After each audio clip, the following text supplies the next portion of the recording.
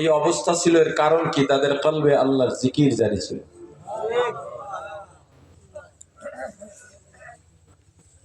মুমিন হাঁটবে, কাজে আছে, হঠাৎ করে এই মসজিদে হালকায় জিকির হইতেছে, কানে আওয়াজ আসছে, এ দেখবেন মন আউল হয়ে গেছে, এর আর ভালো লাগতেছে না। এই কেউ ডাক দিয়া বাজারটা দিয়ে দেবে, না নিজে বাজার লইয়া গিয়া মসজিদে বসে, এদিকে রান্দা লাগে, রাইতে খাইতে পারবে না, জিকিরটা আগে দিয়ে লই। পাগলেরা বসছে, একটু আল্লাহর জিকিরটা করি। এই যে কলবে কম্পন, কম্পন বলতে কলবে আল্লাহর মহাব্বত পয়দা হয়। মুমিন যখনই জিকির হবে তখন মুমিনের কলবে কি হবে? কথা বলে না, আল্লাহর মহাব্বত, আল্লাহর ভালোবাসা সৃষ্টি হবে। তখন আর তার কিছু ভালো লাগবে না। মাঝে মাঝে টেনশনে পড়েন কিনা? পড়েন না? চিন্তা আসে কিনা? মাঝে মাঝে বিপদে পড়েন কিনা? মাঝে মাঝে খুশি হন কিনা? ওই খুশির সময় আপনার কেমন অবস্থা হয়? মনে করেন আপনার বাড়িতে আপনার সবচেয়ে প্রিয় সম্মানের ব্যক্তিটি আসবে। মনে করেন এখানে যারা চরমনায়ের মুরিদ আছেন, আপনি যদি শোনেন পিসা হুজুর আপনার বাড়ি যাবে, কি তখন আপনার ভিতরের অবস্থা কি এক থাকে না পরিবর্তন হয়? কেমন পরিবর্তন হয়? ওদিকে বউ রান্না বাড়া করতেছে, আপনি ওদিকে যান, কিন্তু মনের ভিতরে একটা উদাস উদাস ভাব, একটা পেরেছেন, এই কতক্ষণ এদিকে ধরে ফোন দেন, কত দূর, কই নামলো, এদিকে রান্না ঠিক মতো হয়েছিনি। এই যে একটা বেকার আর অবস্থা, পেরেশানের সময় যে একটা বেকার আর অবস্থা থাকে, বিপদের সময় সবাই কথা বলে, আপনার মাথায় আপনি কথা শোনেন ঠিক, কিন্তু আপনার ভিতরে কিন্তু চিন্তা একটা। হ্যাঁ, আপনি যখন চিন্তা করেন যে আমার ছেলে অসুস্থ, তখন আপনার মন বেকার থাকে এক ধরনের। যখন সুস্থ হইয়া যায়, ছেলে হাসপাতালে সুস্থ, খবর পাইছেন, দেখতে যাবেন, বা ছেলে বিদেশ ছিল, প্রবাস থেকে আসছে, বাবা হজে গেছিল, হজের থেকে আসতেছে, এই কোন সময় ফ্লাইট নামবে। এই যে কলবের পরিবর্তন হয়, স্বাভাবিক থেকে আলাদা বেকার অবস্থা হয়, এইটাকে ওয়াজিলাত কুলুবুহুম বলে। ঠিক তদ্রুপ ভাবে যখন আল্লাহর জিকির হবে, কি হবে? জিকিরের পাওয়ার কতটুকু? গত 2 জুমা আগে যাত্রাবাড়ি মাদ্রাসা মসজিদে জুমা পড়ি, আমি ঢাকায় থাকি। তো মসজিদের বাইরে আমার 2টা ছোট ভাই কাছে আমার কোম্পানিতে চাকরি করে, 2জনই দাওরা পাশ করে বের হয়েছে। একজনের মাথায় টুপি নাই, জুমায় গেছে, ছোট জামা পরে, পাঞ্জাবি। আর একজনের মাথায় টুপি মানে ক্যাপ, ওই বারান্দাটা কাইটটা সেলাই করে দিয়েছে, ওই মাথায় বল্টুটা আছে, আর এই চারিদিকে একটা একটা ঋণের মতো ফুটা ফুটা। 2টারে ডাকলাম, তোমরা তো আলেম হয়ে বের হইছ, তোমাদের অবস্থা এটা। এখন তোমরা যারা নতুন বের হচ্ছ, তোমাদের সবার অবস্থাই এক, তোমরা ওদের মতো হয়ে যাও। উচিত ছিল তোমরা ঠিক থাকবা, তোমাদের দেখে ওরা তোমাদের মতো হয়ে যাবে। তোমরা যদি ওদের মতোই হয়ে যাও, তাহলে লেখাপড়ার দরকার ছিল কি? চুপচাপ দাঁড়ায় গেছে। ওরা খুব সম্মান করে, আমি ওদেরকে আদর করি। পরে আমি বললাম, হয়তো তোমাদের মনে এই চিন্তা আসতে পারে যে হুজুর, টুপি তো বড় কিছু না, আপনার মতো মানুষ টুপি নিয়ে কথা বললেন, এটা তো মাথায় না দিলেও গুনাহ নাই, যে কোনো টুপি মাথায় দিলে সুন্নত আদায় হয়ে যায়। এটা তোমরা মনে মনে বলতে পারো। তোমরা যদি প্রশ্ন করেই ফেলো, হুজুর টুপি একটা সাধারণ বিষয়, এটা নিয়ে আপনি এভাবে বলেন কেন, আমার তোমার জবাব দেওয়ার যোগ্যতাও নাই, পৃথিবী কেউই পারবে না। কারণ আসলে কথা সত্য, টুপি এমন কোনো বিষয় না যেটা নিয়ে বিতর্ক সৃষ্টি করতে হবে। টুপি নরমাল, মাথায় দিলে সওয়াব, না দিলে কি নেই, কথা বলে না। এটা একটা ছোট্ট আমল, এটা কি শরিয়ার বিধানে টুপি মাথায় দেওয়া একটা ছোট্ট আমল, কিন্তু আমল ছোট হলেও এটার প্রভাব তোমাদের জানা নেই। এই টুপি তোমার ঈমান ও আমলের একটা পতাকা, এই টুপি তোমার ঈমান ও আমলের একটা লোগো। যদিও হাদিসে আছে মুসলিম ও অমুসলিমের পার্থক্য করা আমল হলো নামাজ, কিন্তু এই জমানায় মুসলিম ও অমুসলিমের পার্থক্য করার অন্যতম সিম্বল হলো এই টুপি। শুধু এইটাই না, এই ছোট্ট আমলটার প্রভাব কতটুকু আপনারা বলেন তো? টুপি মাথায় দিয়ে সিনেমায় ঢোকা যাবে না। আমলটা টুপি বড় না ছোট? আমলটা ছোট না বড়? কিন্তু প্রভাবটা কি? সিনেমায় ঢুকতে দিচ্ছে না। প্রভাবটা কি? এই যে এখন যত চা দোকান আছে সব জায়গায় একটা শয়তানের বাক্স আছে। চা একটা ফ্রি, চা খায় একটা, 2 ঘন্টা টিভি দেখা ফ্রি। আচ্ছা আপনারা বলেন, ওই টিভির সামনে যদি একজন মুরব্বী বসে থাকে টুপি মাথায় দিয়ে, করে তাকায় থাকে, মাথায় কি আছে? পাশের থেকে যে দেখবে সে বলবো না মুরব্বী আপনি টুপি মাথায় দিয়ে এই জায়গায় বসে দিচ্ছেন, শব্দটা কি বলে? টুপি মাথায় দিয়ে বসে। এমন কি যদি কেউ বিড়ি সিগারেট টানে তখনও বলে মেয়া মাথায় একটা টুপি, বিড়ি সিগারেট টানে। কথা হয় না? তাহলে টুপির প্রভাব যদিও আমলটা ছোট, প্রভাব কত বড় এর কোনো হিসাব নাই। আচ্ছা মদ খাইতেছে 4-5 জন, একটা মদ মাথায় টুপি দিয়ে ওই মদরাটা যাইতে পারবে না। ও গেলে বাকি কয়টা ওরা ফিডে বেড়া, তুই মদ খাইতেছিস টুপি মাথায় দিয়েছিস, কয় সমস্যা নেই, না টুপি যতক্ষণ আছে তোর মদ দিব না। প্রভাবটা কত?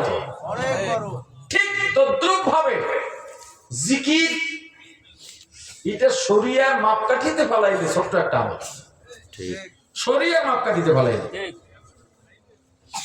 কিন্তু যখনই ইসলাহি লাইনে ঢুকবেন,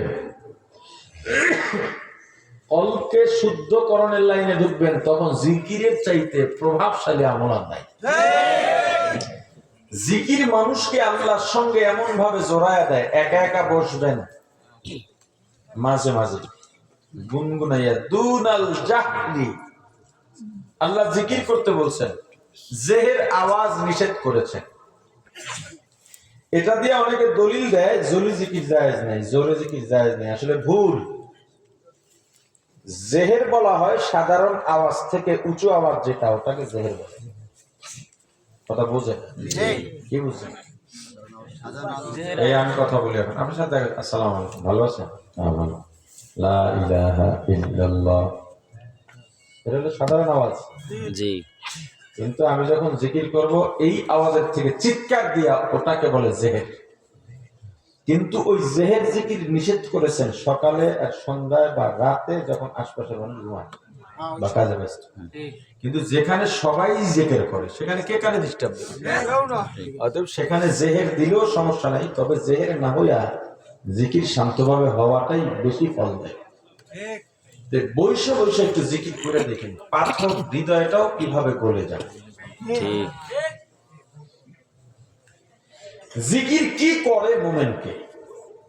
আমরা তো নদী এলাকার মানুষ, জোয়ার ভাটা তো বোঝেনি, পানিতে যে ঘোল পড়ে হ্যাঁ তো বোঝে। আমরা কি কর ঘোল? আচ্ছা জোয়ার যখন আসে সবসময় ঘোল পড়ে? কখন পড়ে? স্রোত যখন বাড়ে অথবা জোবা হয়, স্রোত বাড়লেই একটা ঘোল পড়ে।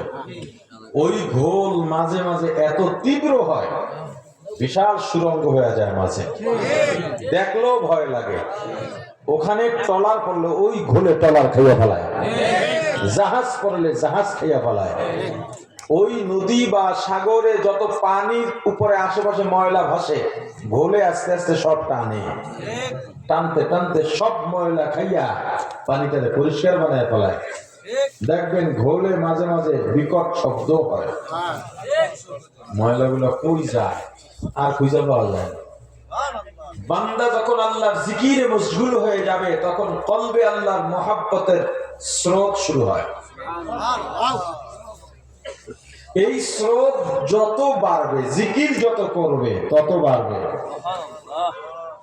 هو الذي أنزل السكينة في قلوب المؤمنين ليزدادوا إيمانا مع إيمانهم।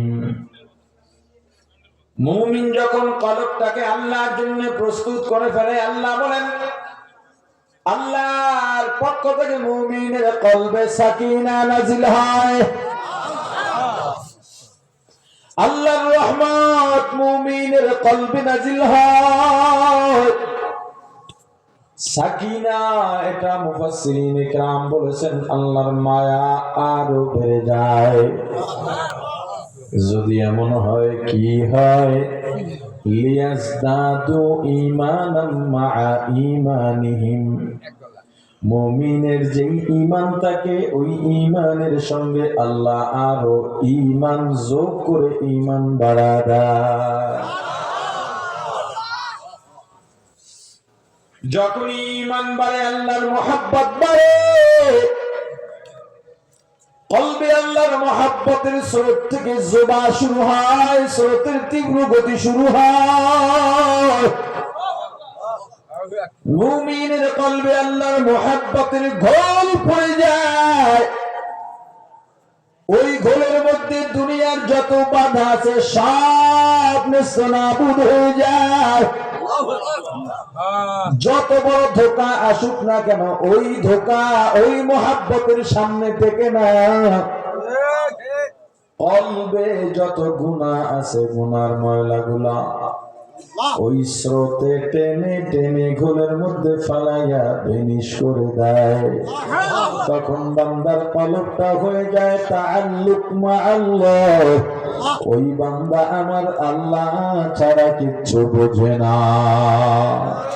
বান্দার কলবে যখন আল্লাহর মহব্বত, আল্লাহর ভালোবাসার জোয়ার থাকে, জিকির করতেই মজা লাগে।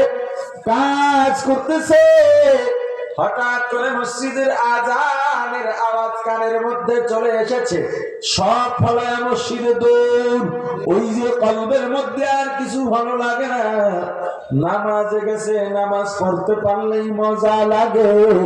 সবার হালত এক হবে না, মুমিনের হালত পাল্টে যাবে। নামাজের আজান দিছে, ভাই চলো নামাজে যাব। পাঁচজন বলল একটু পরে যাই। জামাত তো দাঁড়ায় গেছে, ঠিক আছে আমরা নিজেরা জামাত আদায় করব। সবাই কথা বলে কিন্তু মুমিন কতক্ষণ যায় খোঁচা মারে, এই নামাজ কিন্তু হয় না।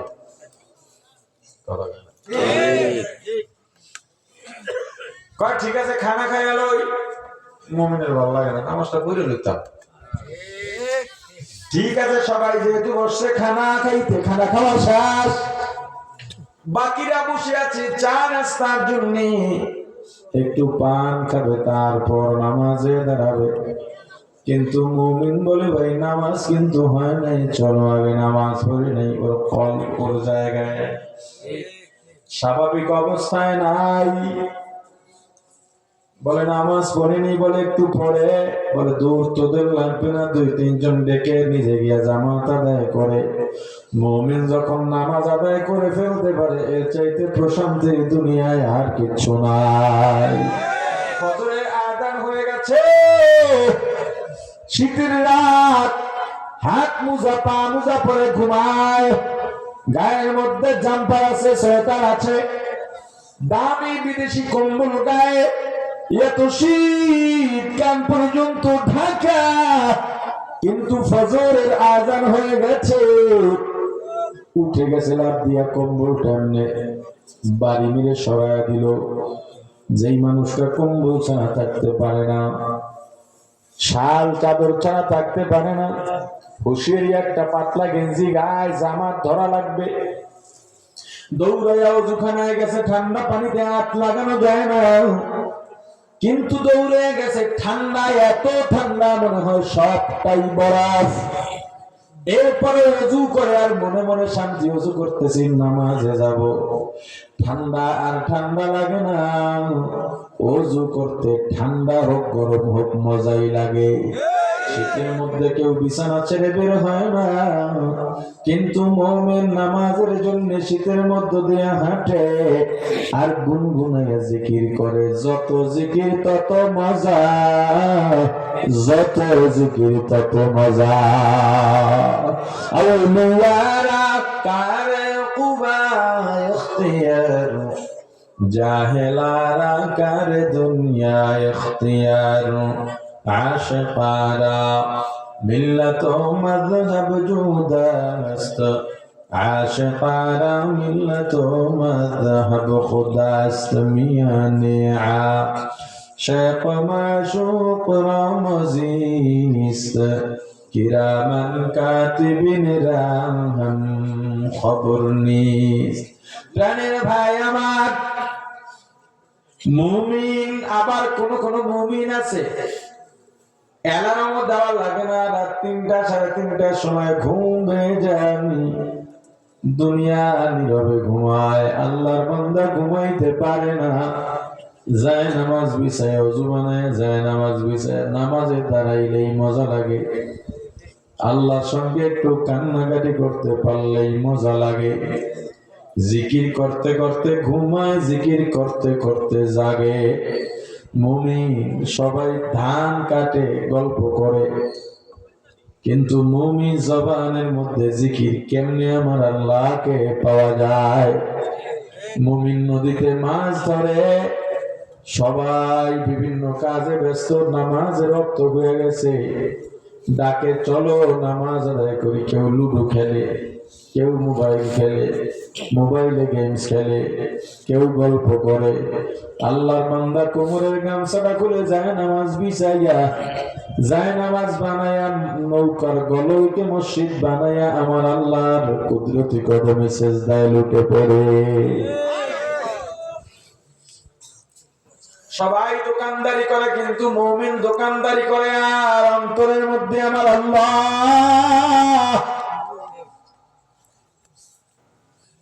সবাই চাকরি করে, ডিউটি মতো যায় আসে, আর মুমিন চিন্তা করে সময় মতো ডিউটি করো, আমার তো ডিউটি আছে, আমার আল্লাহ দুনিয়াতে আমাকে কেন পাঠাইলেন। সবাই খায় আর মুমিন খায়, ওর চিন্তা আলাদা। ইলিশ মাছ মুখে দিলাম এক রকমের মজা, আবার বোয়াল মাছ মুখে দিলাম এক ধরনের মজা, মরিচ এক ধরনের মজা, মিষ্টির মধ্যে আর এক ধরনের মজা। তোমার বাড়ির সামনে ফসল কুমড়া গাছ লাগাইছো, তুমি দেখলা কোথায় কি ডিস্টার্ব আছে, সার দিলা, ওষুধ দিলা, পানি দিলা, আর মুমিন গিয়া গাছের দিকে তাকাই বলে গাছটা কোত্থেকে এলো।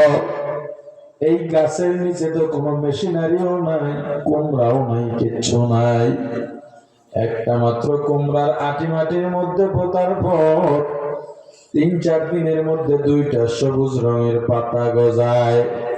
পৃথিবীর কোন মানুষ তো আজ পর্যন্ত কোন বিজ্ঞানী এই 2টা পাতা জন্ম দিয়ে দেখাইতে পারে নাই। ওই পাতার মধ্য থেকে আরো পাতা বের হতে হতে কয়েকদিনের মধ্যে লম্বা লতা হয়ে যায়, পাতাগুলো বড় হয়ে যায়। প্রত্যেক পাতার গোড়া দিয়ে আবার হলুদ রঙের কলি বের হয়, ফুল বের হয়। ওই ফুলের গোড়ায় ছোট ছোট কুমড়া, এই কুমড়া গুলা এক সময় বড় হয়ে যায় যাত্রাবাড়ি আরদে আমার নিজের চোখে দেখা 13 মণ ওজনের কুমড়া।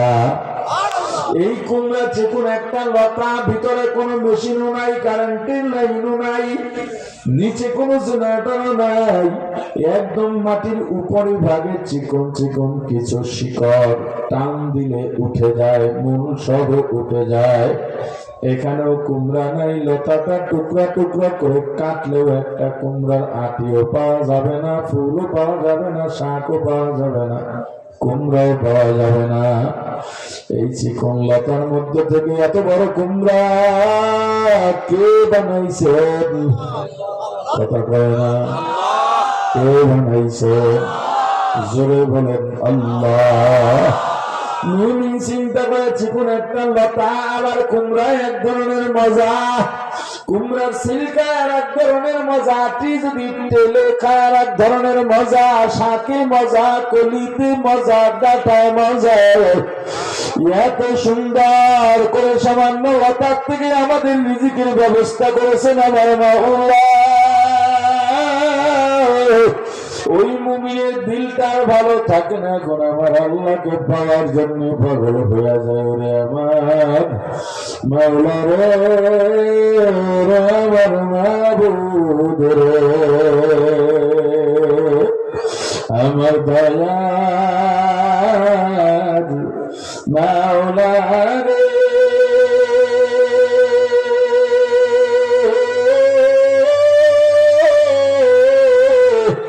আমার দয়ার মাবুদ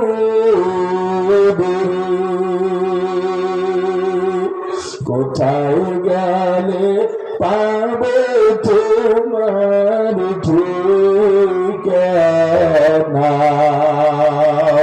কোথায় গেলে পাবে তোমার ঠিকানা, বলেন আমার দয়াল মাওলা রে।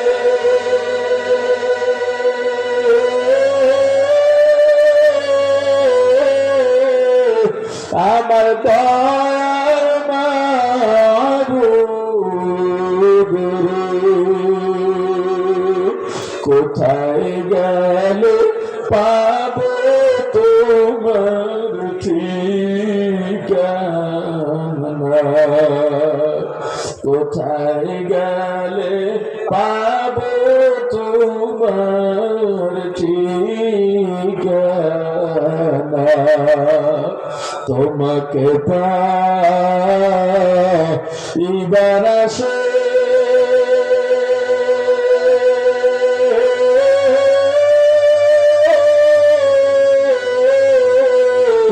ঘুরিয়া বিদেশ বিদেশে, চরমনার ময়দানে করলাম বিচারনা, কারিমপুর ময়দানে করলাম বিচারনা। ও ভাই, আজকে বাড়িতে যাবেন, জীবনে যদি নাও করেন আজকে একটা কাজ দিয়ে দেব, বাসায় গিয়া করবেন। হাতে পায়ে ধরা লাগলেও ধরতে রাজি আছি, তবু আজকে বাড়িতে যাবেন, একটা কাজ করবেন। সবাই যখন ঘুমায় যাবে আপনি সুন্দরভাবে ওযু বানাবেন, পানি ঠান্ডা হোক আর গরম হোক, এটা করবেন। এরপরে আলাদা একটা রুমের মধ্যে চলে যাবেন, যায় নামাজ বিছাবেন, দরজা লাগায় দেবেন, ডিম লাইট থাকলে জ্বালাবেন, না হয় অন্ধকার থাকবে, কোনো সমস্যা নাই। নামাজে দাঁড়াবেন, নামাজে দাঁড়াবার আগে দুনিয়ার সব মহাব্বত, ভালোবাসা, দুনিয়ার মহাব্বত, টাকা পয়সার মহাব্বত, ধন দৌলতের মহাব্বত, পদ পদবীর মহাব্বত, স্ত্রী সন্তান, মা বাবা, ভাই বোন, আত্মীয় স্বজন, বন্ধু বান্ধবের মহাব্বত অন্তর থেকে ঝেড়ে ফেলে আমার আল্লাহর ভালোবাসা, আল্লাহর গোসা, আযাব ও গজবের ভয়, জাহান্নামের ভয়, জান্নাতের আশা অন্তরে নিয়া, এটাই আমার জীবনের শ্রেষ্ঠ নামাজ, শেষ নামাজ। এত সুন্দর নামাজ আর আগে পড়ি নাই, এই নিয়ত করে সুন্দরভাবে 2 রাকাত বা 4 রাকাত নামাজ আদায়ের জন্য নিয়ত করে তাকবীরে তাহরিমে হাত বাঁধেন। ও ভাই, নামাজের মধ্যে দাঁড়াইবা, নামাজ এমন এক ইবাদত, পৃথিবীতে এমন আর কোন মাধ্যম নাই যে মাধ্যমে আল্লাহর কাছে বান্দাকে এত কাছাকাছি নিয়ে যাইতে পারে। নামাজ একদম আল্লাহর কাছাকাছি নিয়ে যায় বান্দাকে, এত কাছে আর বান্দা কোন মাধ্যমে যাইতে পারে না। নামাজের দ্বারাই খেয়াল আমি পুরুষরাতের উপরে দাঁড়ানো, পিছনে আজরাইল অপেক্ষা আছে, ডানে জান্নাত বামে জাহান্নাম। আমার সামনে আমার আল্লাহ আল্লাহকে দেখে দেখে নামাজ পড়ার চেষ্টা করা, যেন আমি আল্লাহকে দেখতেছি। ফাইল্লাম তাকুন তারা, যদি দেখতে না পাও ফাইন্নাহু ইয়ারাক, মনে করবা আল্লাহ আমাকে দেখতেছে। পুলসিরাতের উপরে দাঁড়ানো আছি, মোর পুলসিরাতটা দেখার চেষ্টা করবা। ওই পুলসিরাত জাহান্নামের উপর দিয়া সেট করা থাকবে। পুলসিরাতের দুই সাইডে যেই ধরনী থাকবে গ্রিল বা রিল, ওটাও থাকবে জাহান্নামের আগুনে। হে গরিবের দল, বড় লোকের বিল্ডিং দেখে আফসোস করো না, বাজার করা দেখে আফসোস করো না।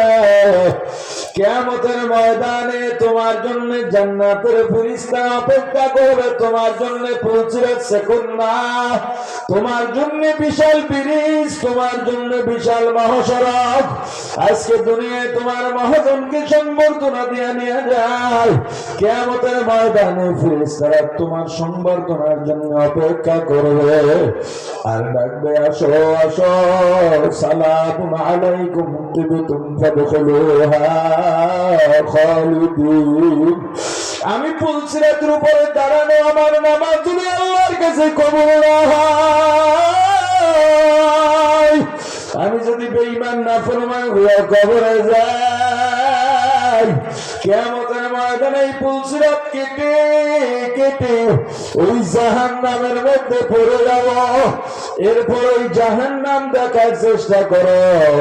জাহান্নামের ফেরেশতারা পৃথিবীর সবচাইতে নির্দয় হবে, এত নির্দয় আর কেউ নাই। ওই জাহান্নামের ফেরেশতারা মাঝে মাঝে চিৎকার দেবে, বড় বড় শব্দ করবে, এত ভয়ঙ্কর হবে জাহান্নামীদের কানের পর্দা ফেটে মাথার মগজগুলো শরবতের মতো হইয়া আর এক কান দিয়া বের হয়ে যাবে। ওই জাহান্নামী যখন জাহান্নামে পড়বে, শুনবে চারদিকে চিৎকার, কত করুণার তুনাদ। জাহান্নামী ডাক দিবে, জাহান্নামের ফেরেশতা, ওদিকে কিসের কান্না, কিসের আওয়াজ? বলবে ওইদিকে একদল জাহান্নামীকে জাহান্নামের ফেরেশতারা জাহান্নামের আগুনের হাতুড়ি দিয়া এত জোরে জোরে মারতেছে, এক এক বাড়িতে 1 মাইল 2 মাইল ভিতরে ঢুকে যায়, আবার ওদেরকে টেনে টেনে বের করে। যখন উপরের দিকে উঠায়, কায়ের গোস্তগুলো ছিঁড়ে ছিঁড়ে থেকে যায়, হাড্ডিগুলো ভেঙে যায়, ওদেরকে আবার বানায়, আবার পুরা শরীর দিয়ে আবার মারে। আর একদিকে শুনবে আত্মদান করুন, বিনয় বাঁচাও বাঁচাও বাঁচাও। আর পারি না, তোমাদের কি দয়া হয় না, মায়াও লাগে না। বলবে ওদিকে কিসের চিৎকার, বলবে ওদিকে একদল জাহান্নামীর মাথার উপরে জাহান্নামের ফেরেশতারা উত্তপ্ত পানি ঢালতেছে, এমন গরম। ওই মাথার উপরে পানি দেওয়ার সঙ্গে সঙ্গে গায়ের গোস্তগুলো খসে খসে পড়ে যায়। আর একদল জাহান্নামীকে দেখতে দৌড়ায় আর আফসোস করে, আর আফসোস করে, কি করলাম কি করলাম। বলবে ওরা কারা? বরাবরে ওরা একদল জাহান্নামী, এমন একদল জাহান্নামী ওই জাহান্নামের ওয়াল বাইতে বাইতে বাইতে 70,000 বছর ওয়াল বাইতে বাইতে একমাত্র 1 হাত বাকি আছে। কত আশা, 1 হাত দিয়া জাহান্নামের উপরে ধরা, আর 1 হাত দিলেই জাহান্নাম পার হয়ে যাবে। ওই সময় আবার পিছলাইয়া গুলি করে যাবে, দমের মধ্যে পড়ে গেছি। এইভাবে এক এক ধরনের জাহান্নামের বর্ণনা শুনে জাহান্নামী দৌড় পালাবার জন্য পিছন থেকে আর একজন ওরে থাবা দিয়া পিঠের মধ্যে ধরবে, কই যাস? ওই আর যে থাবা দিয়া ধরবে তার হাতের মধ্যে বড় বড় নখ, ওই নখ গুলা পিঠের মধ্যে ঢুইকা হাত আটকে যাবে, ছুটতে পারবে না। এভাবে 2 জনে দৌড় দেবে, তখন ওদেরকে আবার 2 জনে ধরবে, আরো ধরবে। এইভাবে একটার পিঠে ধরতে ধরতে ফুটবলের মতো গোল হইয়া জাহান্নামে পড়বে আর ঘুরবে, পড়বে আর ঘুরবে। বাজারে দেখছো দোকানে গিরিল কেমনে পড়ে, তুমি তো খাও। আমার মাদ্রাসার অপোজিটে একটা হোটেল নাম করা গিয়া সামনে দাঁড়াইছি, তাকাইয়া দেখি ওই যে গিরিল একটা গ্লাসের মধ্যে আটকানো, নিচে আগুন, ওই আগুনের মধ্যে গিরিল ফালানো না, উপরে ঘরে। ম্যানেজারকে ডাক দিলাম, দৌড়ে আসছে। আমি বললাম আগুন তোর গায়ে লাগে না? বলে হুজুর আগুন লাগবে না, আগুনের যে তাপ, ওই তাপে মুরগির ভিতর পর্যন্ত পুরে সিদ্ধ হয়ে যাবে। মনে মনে ভাবলাম ওই গিরিলটা মেশিনের মাধ্যমে আগুনের উপরে ঘোরে আর পড়ে, ঘোরে আর পড়ে, পড়তে পড়তে উপরটা কালো হয়ে যায়, ভিতরটা সিদ্ধ হয়ে যায়। জাহান্নামেও তো এইভাবে জাহান্নামীরা ঘুরবে আর পড়বে, ঘুরবে আর পড়বে, ঘুরবে আর পড়বে। আহা, সরতে পারবে না, আগুনও বন্ধ হবে না। এক সময় দাপাদাপি করতে করতে, জোরাজুরি করতে করতে এক একটা ছুটে ছুটে এক এক দিকে গিয়া পড়বে। যখন একজনের পিঠ থেকে আর একজনের হাত ছুটবে, ওই নখের সঙ্গে কলিজা সব ছিঁড়ে চলে আসবে। এ মুমিন, ওই জাহান্নামে জ্বলতে পারবিনি, চিন্তা ভাবনা করে কবরে যায়।